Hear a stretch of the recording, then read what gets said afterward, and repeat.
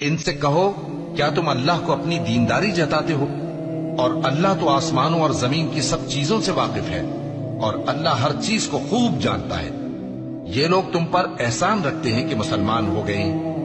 کہہ دو کہ اپنے مسلمان ہونے کا مجھ پر احسان نہ رکھو، بلکہ اللہ تم پر احسان رکھتا ہے کہ اس نے تمہیں ایمان کا رستہ دکھایا، بشرطے کہ تم سچے مسلمان ہو۔ بے شک اللہ آسمانوں اور زمین کی پوشیدہ باتوں کو جانتا ہے، اور جو کچھ تم کرتے ہو اسے دیکھتا ہے۔ اور اگر ہم چاہتے تو ہر شخص کو ہدایت دے دیتے، لیکن میری طرف سے یہ بات قرار پا چکی ہے کہ میں دوزخ کو جنوں اور انسانوں سب سے بھر دوں گا۔